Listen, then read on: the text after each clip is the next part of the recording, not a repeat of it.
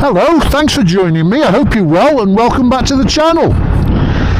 Now then, I'm out today, beautiful day today, so I thought I'll go for a little tickle round. And this is a little bit different today in the way I'm doing this little run, because I don't know if you're anything like me, but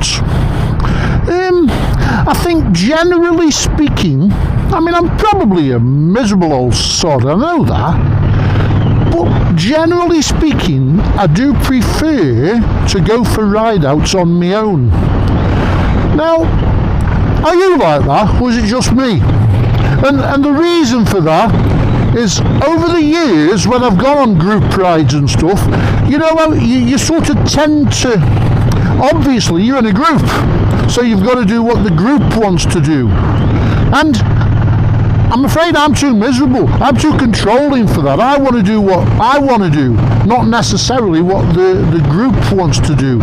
And sometimes it's got to, you know, it's just acts me off sometimes. So I much prefer my own company and to go for little tickles out on my own. Are you like that, or is it just me? Like I said, I am miserable. But now, the problem with that is, and again, I don't know if you're like that, is that when you live somewhere, I don't think it matters where you live, you'll have a favourite route, won't you? You'll have a favourite run out, a favourite bimble out. Might be 20 mile, might be 50 mile, might be 100 mile, I don't know, could be anything.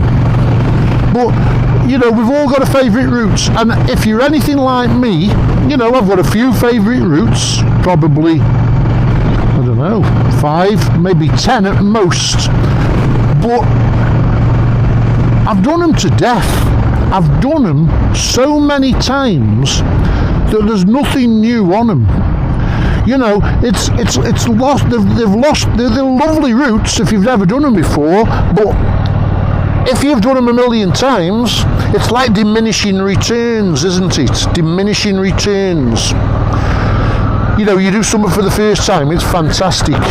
You do something for the 1000th time and, well, it's not so fantastic anymore, is it?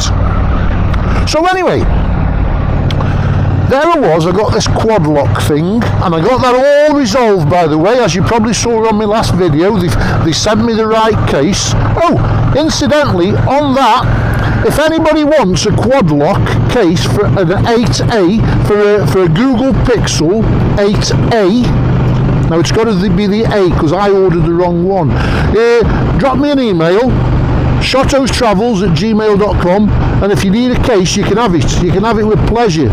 That'll save you 30 quid. I don't want anything for you, there's no use to me. I'll send it to you, and then all you've got to buy is an handle bottom mount and a vibration dampener if you want it. So it's, you know, if you just happen to have a Pixel 8A, Google Pixel 8A, I've got a case for you. Just drop me an email.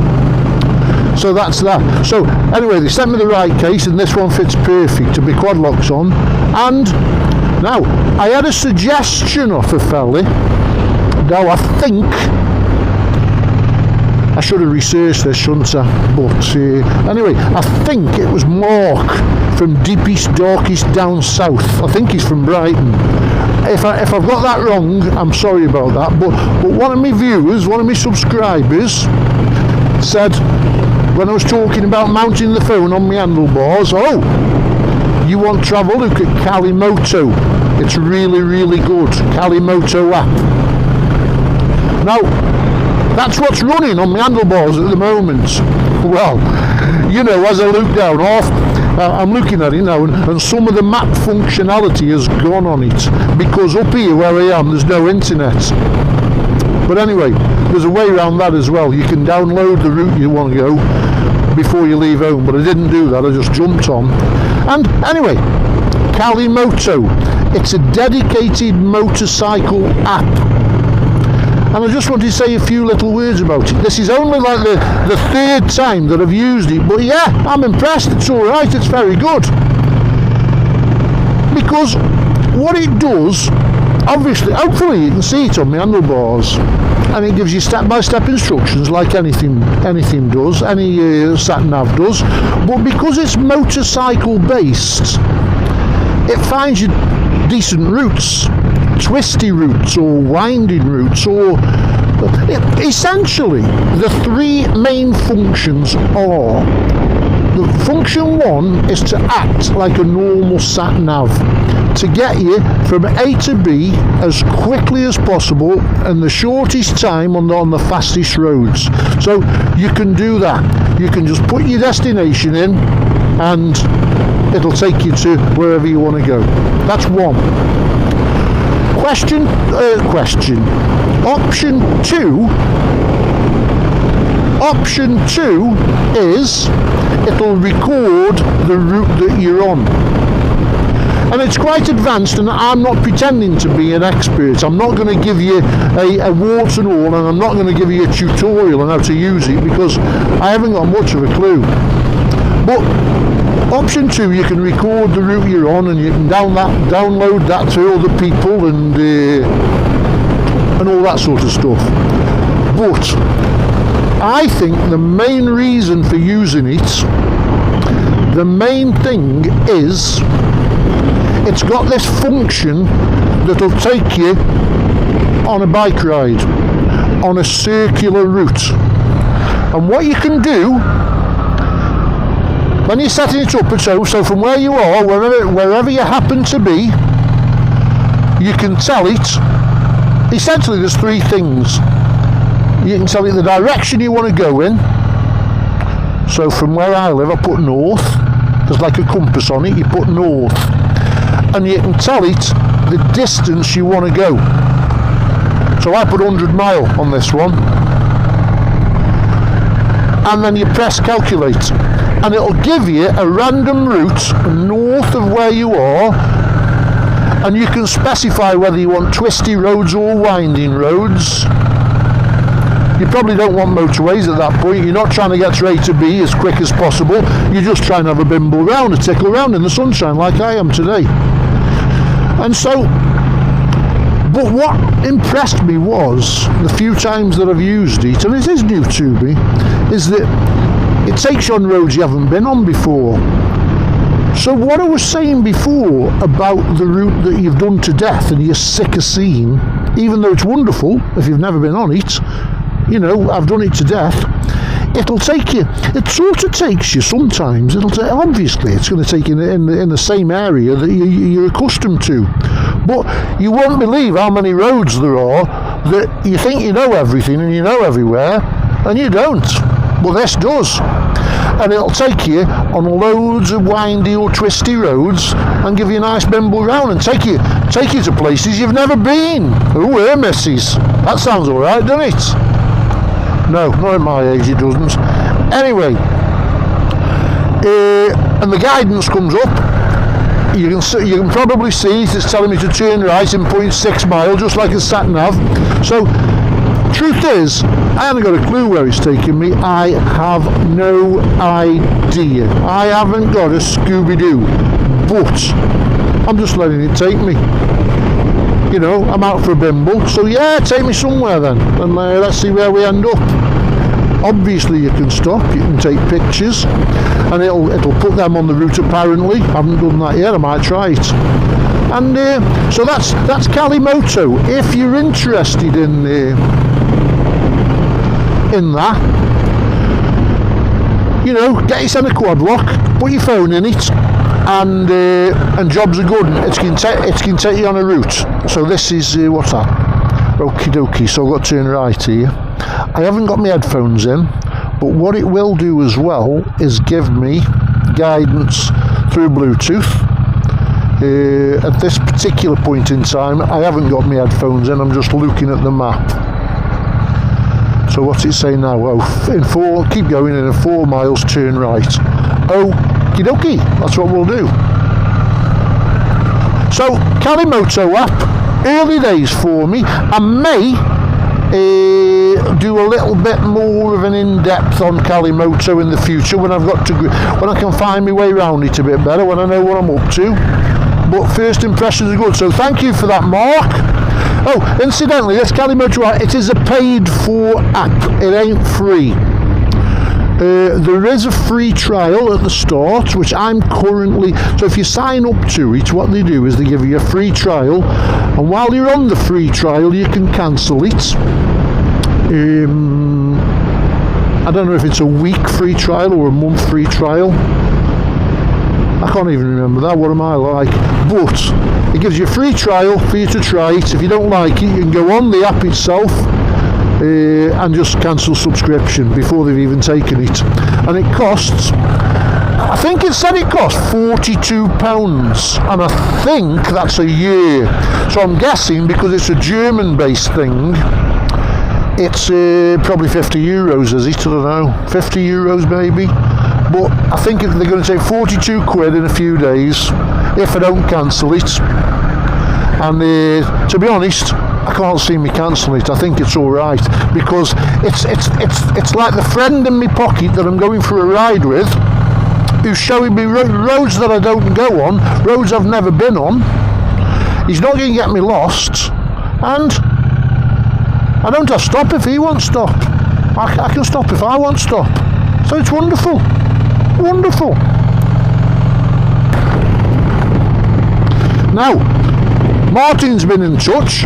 Martin's not too far away from me, and he's got his own YouTube channel if you want to have a look at that.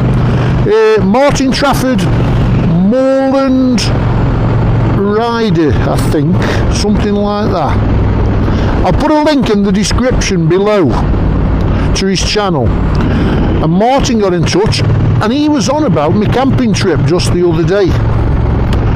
And when I was on about rock straps and things like that.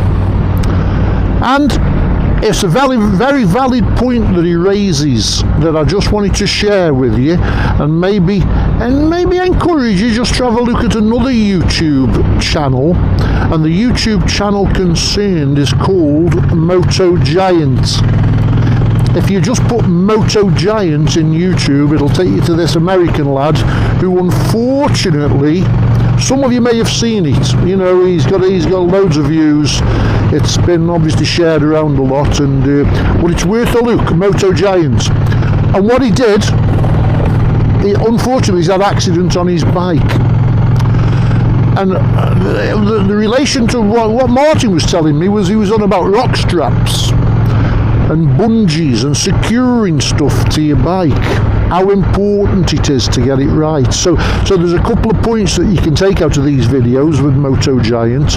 One is, if you're going on a camping trip like I did, make sure, and I'm not an expert, I'm not telling you how to do it, I'm just saying be careful, because if you're not careful, what happened to this lad in America could happen to you, could happen to me, could happen to any of us. So let's be careful out there, because what happened was, and I don't know how this lad had got his he's going along on his bike anyway. He's going along the freeway in America. I think he's doing 70-80 mile an hour.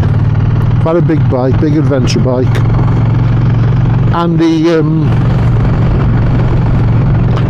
his sleeping bag came off the back of his bike, probably off the back seat, or found its way out of a bungee or something like that, I don't know. And somehow or other, well, it got in his back wheel. And it was catastrophic. So, this lad, obviously it's locked his back wheel, it's fetched him off, and he tells you the story in hospital when he's recovering.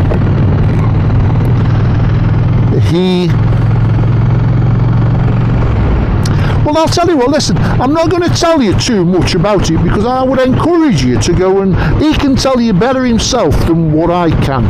But he did suffer quite an injury, a major injury, a life-changing injury. Go and watch him, and he'll tell you all about it. But what the video, in essence, what he's talking about is, the first point is how important it is to make sure strapped on correctly.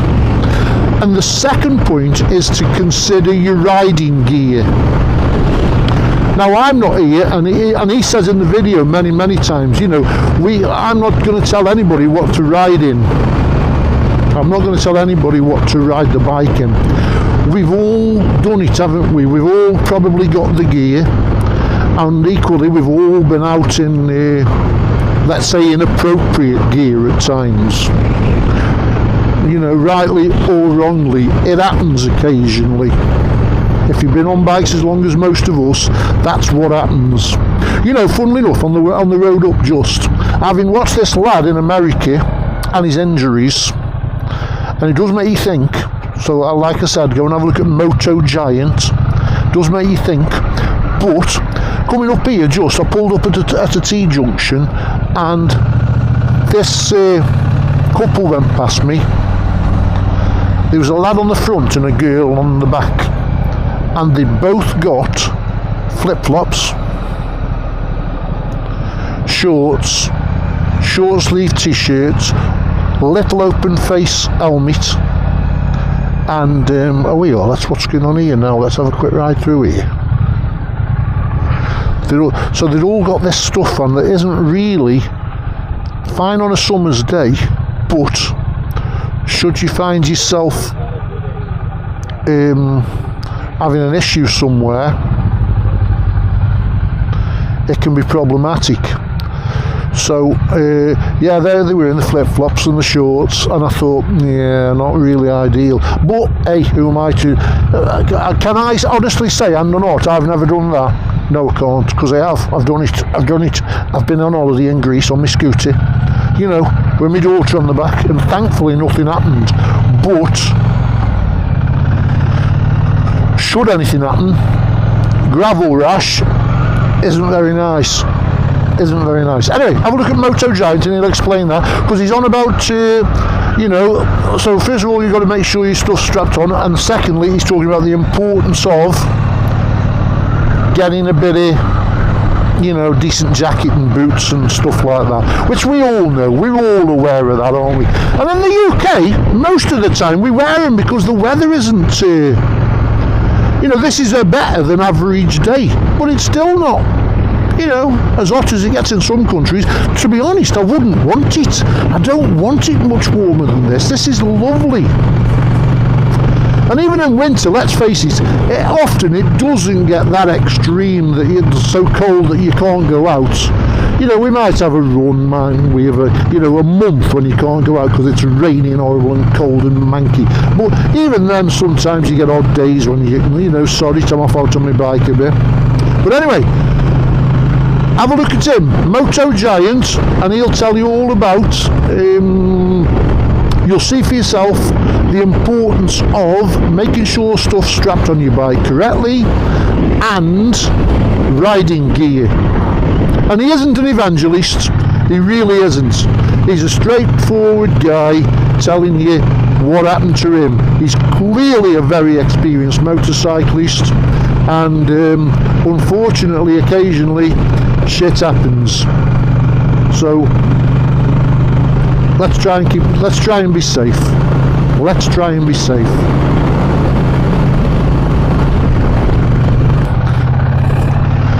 Okay, so I've done it again, haven't I? There's a pattern emerging here. I need to really get a grip of myself, because there's a definite pattern emerging. You know how I said my Calimoto app wasn't showing the things because there was no signal up there? Well, just when I'm beginning to think, oh, it's crap this is, because, you know, I can't say, it's getting lost now. I don't know where, you know, it doesn't know where to take me, and I had a message saying no internet. So I just stopped back there. I just stopped, and I thought, well, let's have a, oh, hang on a minute, I'm talking to you now, 250 feet turn right, okay. Oh, 0.4 of a mile turn left. See, it's all confused. Anyway, I stopped, and do you know what it was? I hadn't got my internet switched on. I hadn't got my mobile data switched on. I tell you, there's one round every corner, isn't there, eh? Oh, what am I? So, just when I was thinking, what I need to tell people is download your route before you go. Well, yeah, you can do that. You can do that. Absolutely, you can. But equally, if you just had the internet, your mobile internet switched on, you wouldn't need to do that. And I was thinking, because we was up here, we'd got no signal, and well, turns out I've got no signal because it wasn't switched on. Well, it says switched on now, and I don't know if you can see it on my screen there, but I've got a decent map. The map's a bit rudimentary, but to be honest with you, on a bike, that's all you need, isn't it, on your phone? And if you touch the screen, it does give you information like how far you've come and your altitude, and it'll even give you stuff like lean angles, and I don't know, you know, I'm not that bothered about that too much. As long as I'm upright, that's all I'm bothered about. Anyway, so there you are, I've done it again. I'm as thick as they come. My internet wasn't switched on, so that's why it wasn't working exactly as I thought it might. So just to correct that, so just when I'm thinking, oh, this Calimoto's rubbish, no, I'm rubbish. So there you go, make sure your internet's switched on. Okie dokie, so I've just pulled up in this little lay-by thing. Not quite sure where I am. I'm following my Calimoto app. It's just beginning to get me lost now. Just beginning to get me lost. This is a bit unfamiliar territory, which is, what does that say? High-Ordish viewpoint, apparently. So we're above Matlock, going over towards Derby. And there appears to be a little reservoir thing down there. I don't know if you can see it. Let's see if we can zoom in. There's a reservoir, body of water down there. So, I don't know, that's where we are.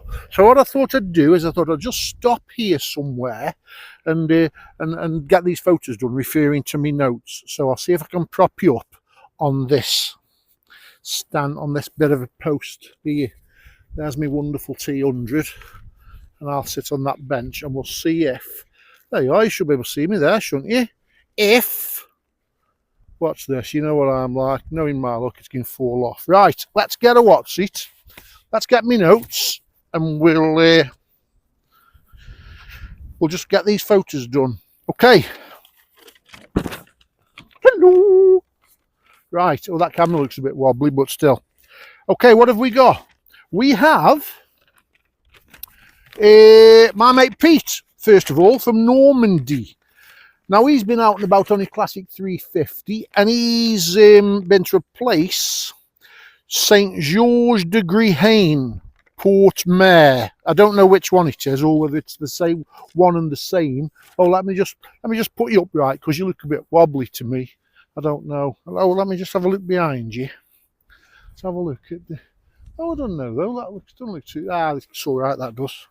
Camera looks real wobbly. So he's been this place anyway, St. Georges de Grihaine, and he's been to a shrine that was built by villagers because apparently, and this shrine was built to celebrate being spared any loss of people during the Second World War, which apparently, and I never thought about it, but in France, you can imagine every village would have lost somebody, wouldn't they, at some point, for one reason or another, whether they went off to fight or whether they were just involved in the local stuff that was going on.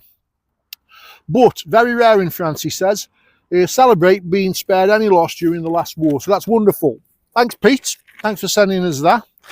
And now, oh, I've got a bit here from Richie. Maybe Richie did tell me where he was. I haven't got it written down here, so I'm sorry about that, mate. First thing he sent me a picture, because I was talking about me quad lock and my sat nav, and I've gone down this Calimoto route. I'm giving that a whirl at the moment, aren't I? But he says he uses Beeline Moto. Now, I've seen these. My mate's got one of these, a little round disc thing that fits on your handlebars, very discreet, and it gives you turn-by-turn instructions from your phone.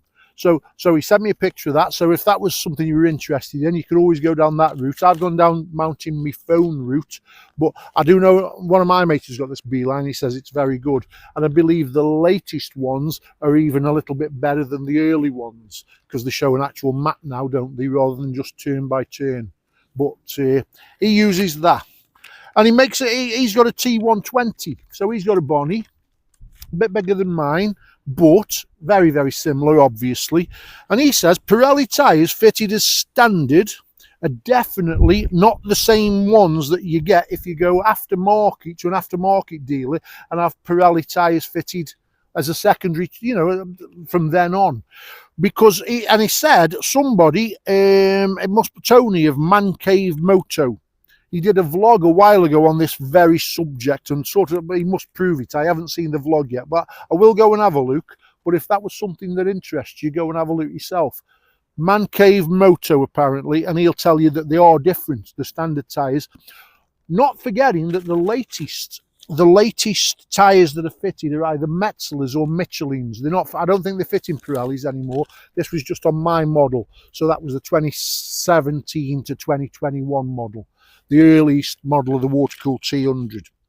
He also goes on to say, he continues, booster plug is a waste of time. Made no difference to his particular bike. So if that was something you were considering, in his opinion, it's not worth bothering. But he said he has fitted progressive fork springs and preload adjusters to the front forks, and it absolutely transformed the handling. A few people have said that. A few people have said that. Not just on the Triumph. Martin told me that on the Interceptor it made a difference on that as well. So that might be the way to go in the future.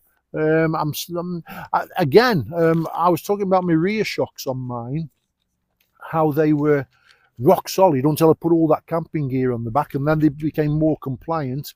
And apparently Triumph on the later model, on the update from about 2021 on, fitted a different rear shocks. I don't know if they did different front shocks, I don't know, but apparently I was reading a review from Motorcycle News, and they said, yeah, one of the changes on the updated model, if you like, from 21 on, was different rear shocks. I saw a recent review from Bankrupt Pensioner, from Richard, who lives local to me, and he was saying how he'd just been to Austria on his bike, and previous to that he'd done a review on his bike, and he was saying how the shocks were brilliant. And I thought, we must be talking about a different bike. Well, actually, clearly we are, because not only it's a similar bike, but mine's the older model with the rock solid shocks on, and so I suspect Triumph must have taken that on board, so fair play to him. And on the later model, which is what Richard's got, probably sorted it out, frankly, sorted it out. On this, it needs sorting out. On his, it was sorted out, so that's brilliant. So it shows that maybe they are listening, and it also justifies what I'm saying, that I felt that I think they're odd. So, I think the shocks are, I mean, I'm no shrinking violet. I should be putting a bit of pressure on them, but I'm not. It's oversprung. I think it's oversprung. And Richie goes on to say that other people tame the all-year motorcyclist, and he says Two-Wheeled Willie rode his bike, couldn't believe how much better it rode. That was with the progressive fork springs on. So I think that's something for, what are they, 70 quid? I think that's a no-brainer. So we'll try them in the fullness of time. So thanks for that, Richie. That's brilliant. Gary has sent me a few pictures. He's in South Gippsland, and he sent me a picture, and he entitles it Winter in Australia. Now, well, believe me, this is summer in the UK, and it's okay today, but it looks about the same as you, about the same sort of day as you, Gary. So so you're very lucky to have that in winter, mate. We often, we can go weeks on end where we can't get out. Morgan's in Spain. I've been liaising with Morgan recently. Hello, Morgan. And I'm still waiting for the package to arrive. I'm sure it will in the next day or two. It might even be there when I get back today off this ride. But we'll wait and see, and I'll be in touch soon. But he's been camping. He's another camper, and he's been down to Madrid. I think he said he paid €40 a night, because he left a comment on my video camping. I said it was £16, and he said, oh, that's cheap in Madrid. I paid 40 quid a night for his little tent. And he met a woman down there, Santa. Now this lady, he said she's over 80, but she was a lovely girl, and he's got a picture of her sitting on his bike, because she said she was really into bikes. Her late husband used to have bikes, and she really does love them. And he seemed to say he thought there was a bit of chemistry there. So, well, maybe there was, but that's a great picture to send, Morgan. We've got now we've got Dave. Now Dave's been out and about. I think he's been tracking me. Dave has. I think he said, did he say from South Cheshire? South Cheshire, I think, Dave. And he's out on his Royal Enfield Signals 350, and you'll never guess what he's found.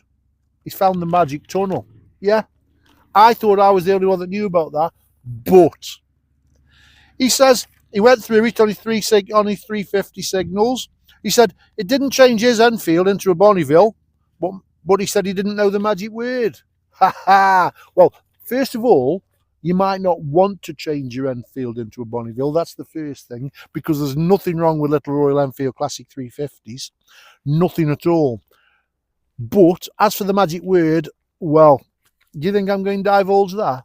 I'm sorry, it's for me, because I'll just spoil it for everybody, won't I? Hey?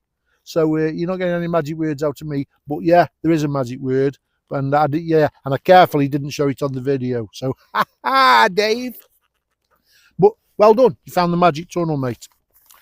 And the final one I've got, and again, I don't know where this fella is Nigel. Now, Nigel's out and about. He's got it parked up. He's in landscape, which is brilliant, and he's by a duck pond somewhere. Nigel takes his picture of his new Speed Twin, which looks wonderful. Lovely colour scheme, that I like that, Nigel.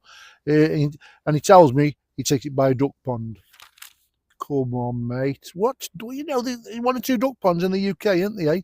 Is it? You know, are you in Northumberland or in deepest darkest Wales or on the south coast? You know, but no. Nigel's got his Speed Twin. Well done, mate. He's by a duck pond. Nice to see. So thank you for sending them in. Lovely to see. If anybody wants to send me a picture, I'm more than happily pop them on. shottostravels@gmail.com.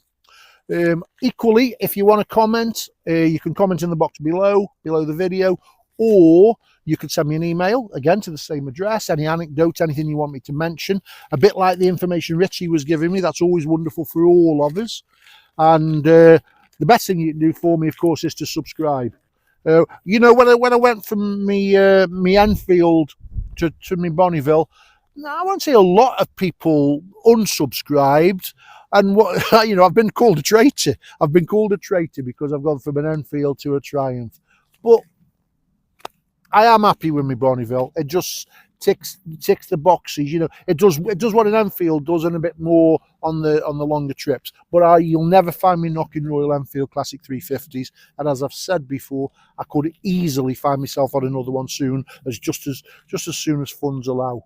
So, but thanks for all your comments. If it's Enfield related, Triumph related, Honda related, I don't care. It's the main thing is it's motorcycle related, and we're getting out and we're sharing these stories and anecdotes, aren't they? But like Calimoto. Calimoto's brilliant. Just make sure your internet switched on. Bill, see you soon.